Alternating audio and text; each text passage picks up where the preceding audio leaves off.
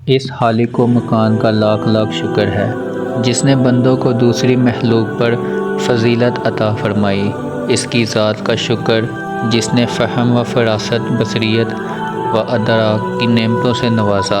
اس کے منتخب بندوں کی محنت نے اس جہان میں اس کا نام روشن کیا۔ وہ سچا معبود اور یکتا ہے جس نے یہ سارے جہان بنائے، ان کے نظام درست فرما کر مخلوق سے آباد کیا، اور ہادی برحق محمد مصطفیٰ صلی اللہ علیہ وآلہ وسلم کو مبعوث فرمایا۔ ان کی ذات والا صفات سے اہل جہان کو دین اور دنیا کی صحیح راہیں ملی، ایمان و یقین اور راہ عمل کی تعلیم کا نور پھیلا۔ آپ صلی اللہ علیہ وآلہ وسلم کی ذات سراپا برکات ہے۔ آپ صلی اللہ علیہ وآلہ وسلم کی آل پاک برگزیدہ خدا اور بہترین مخلوق ہے۔ آپ صلی اللہ علیہ وآلہ وسلم کے صحابہ کرام رضوان اللہ تعالیٰ، طائفہ صالحین تابع ستارے ہیں، سب پر بے حد و حساب رحمتیں نازل ہوں، آمین۔ یہ بندہ ناچیز اس کی عنایت کا خواستگار ہے، اس کی رحمتوں کا متمنی ہے۔ اس کی کتاب کی تالیف سے دل میں روشنی ہوئی، بچپن سے اسلامی کہانیاں سنیں، تحریروں میں چاشنی سے دل میں حلاوت پائی۔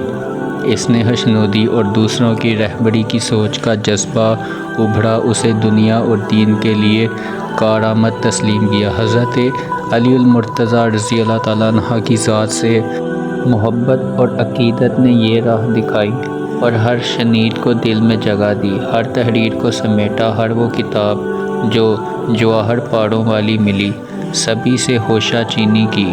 ایسے کلام دیکھے جن سے کارآمد اور زندگی کے لیے مفید اور زود اثر عبارت ملی، سبھی کو یکجا کرنے کی ٹھان لی۔ غرضی کا صدر اول کمال، قرب و علم و فضل کے خزانہ دار کے کلام کو جگہ جگہ سے نقل کیا۔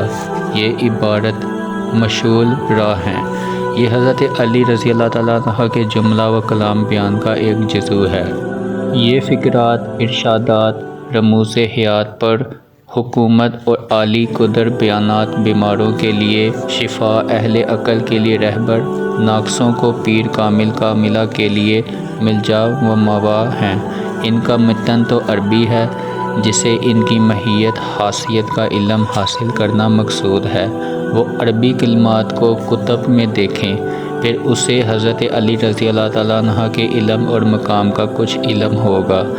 میں نے تو صرف باطنی پاکیزگی اور رہبری والوں کے لیے ان امثال کو مدعون کیا۔ ان کو سننے اور سمجھنے والوں کے دل یقیناً روشن ہوں گے، اور ذہن موزن جن میں دنیا نہ سما سکے، ان کو نہایت آسان زبان میں لکھا گیا، تاکہ نہ صرف ہر کوئی محفوظ ہو بلکہ مستفید بھی۔ اللہ تعالی ہم سبھی کے لیے یہ خزینہ علم و حکمت دنیا اور آخرت میں فلاح کا سامان مہیا کرے، آمین۔ حضرت علی رضی اللہ تعالیٰ عنہ کے کلام کا یہ اعجاز ہے کہ آج تک کوئی عالی قدر صاحب علم و فضل ایسا کلام نہ پیش کر سکا۔ ان کے کلام کے مقابل سبھی بلیغ، عاجز اور لا کلام ہیں، اور نامور حکمہ اور صاحب ادراک ان کی مثل بیان پیش کرنے سے قاصر ہیں۔ حضرت علی رضی اللہ تعالیٰ عنہ کے کلام کے اوصاف بیان کرنے میں جتنی سعی کی جائے وہ تقصیر ہی رہے گی، اور جتنی کوشش ان کے بیان میں کی جائے سبھی کم ہیں، کیونکہ ان کے علم کا منبع خود اللہ تعالیٰ نے کے آخر الزمان نبی محمد مصطفیٰ صلی اللہ علیہ وآلہ وسلم ہیں۔